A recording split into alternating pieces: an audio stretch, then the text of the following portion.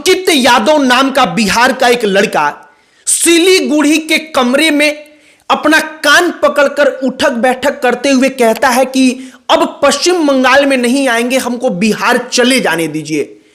ऐसा इसलिए वह कहता है क्योंकि पश्चिम बंगाल के दो लोग उसके कमरे में जाकर उसके साथ बदतमीजी करते हैं, उसको डराते हैं, धमकाते हैं, उसको उठक बैठक कान पकड़कर कराते हैं और कहते हैं कि तुम परीक्षा देने के लिए पश्चिम बंगाल में क्यों चले आए।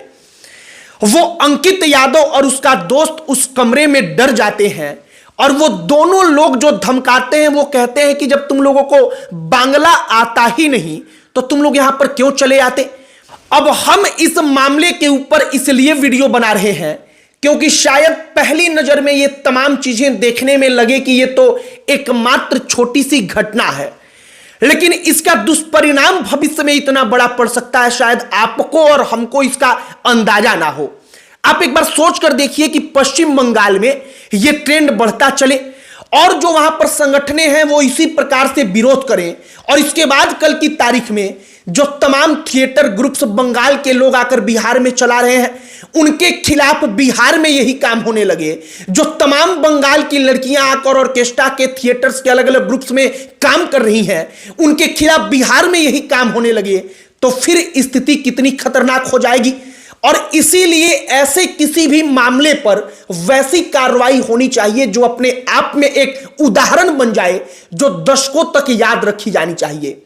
अब आगे पूरे मामले को आपको हम बताएंगे, लेकिन उससे पहले हमारा नमस्कार स्वीकार करिए। हमारा नाम मोहित कुमार सिंह है और सबसे पहले अंकित यादव और उसके दोस्त का मामला समझिए। अंकित यादव और अंकित यादव के साथ एक और लड़का, वो पश्चिम बंगाल के सिलीगुड़ी में जाते हैं क्योंकि पश्चिम बंगाल में उनका परीक्षा का सेंटर पड़ता है। कौन सा परीक्षा? तो एसएससी जीडी का। वो एसएससी का परीक्षा देने वहां पर जाते हैं। जब वहां पर जाते हैं तो वो रात में एक कमरे के अंदर रुकते हैं।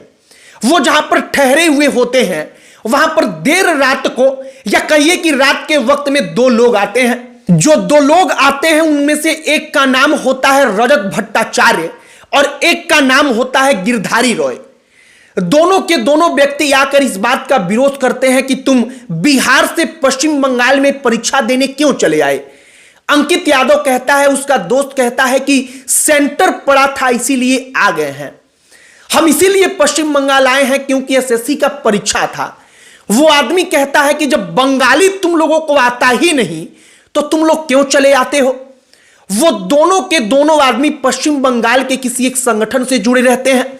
वो दोनों वहां पर कमरे के अंदर उनसे मारपीट करते हैं, वो कान पकड़कर उठक बैठक कराते हैं, वो कहलवाते हैं कि अब तुम पश्चिम बंगाल में परीक्षा देने नहीं आओगे। अंकित यादव उसका दोस्त कहता है कि नहीं आएंगे, हम वापस चले जाएंगे और इसके बाद इसका वो वीडियो बनाकर बाकायदा वायरल करते हैं।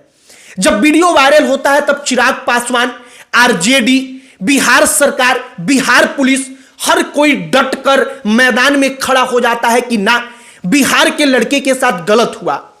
पश्चिम बंगाल की पुलिस एक्शन में आती है, उन दो लोगों को पकड़ लिया जाता है, वहां पर कार्रवाई होती है।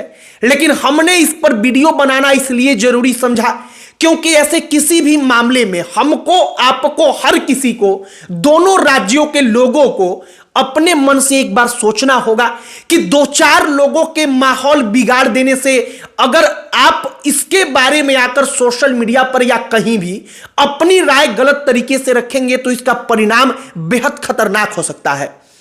अब ये एकमात्र घटना नहीं है, बल्कि अगर ये घटना ट्रेंड बन गया पश्चिम बंगाल में, मान लीजिए कि बिहार के और लोगों के साथ ऐसा हो, यूपी के लोगों के साथ ऐसा हो, किसी दूसरे राज्य में किसी दूसरे राज्य के लोगों के साथ ऐसा होने लगे तो ये ट्रेंड इतना खतरनाक हो जाएगा कि पूरे के पूरे भारत में खतरनाक स्थिति बन जाएगी।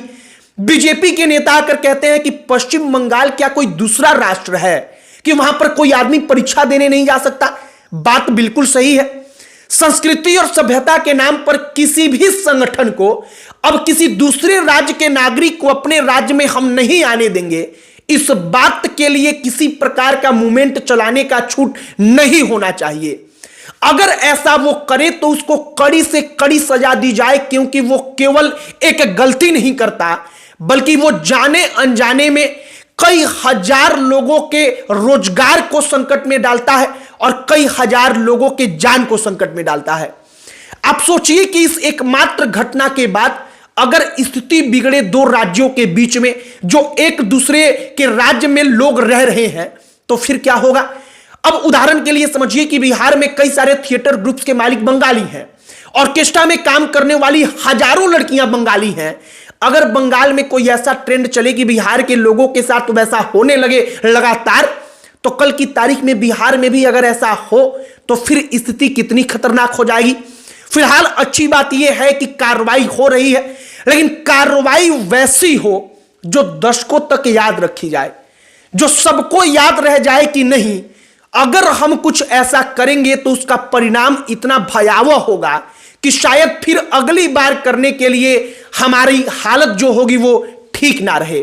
बाकी अंकित यादव और उसके दोस्त के साथ पश्चिम बंगाल में बिहारी होने के नाते क्या हुआ, हमने वो पूरी कहानी आप तक पहुंचाई है।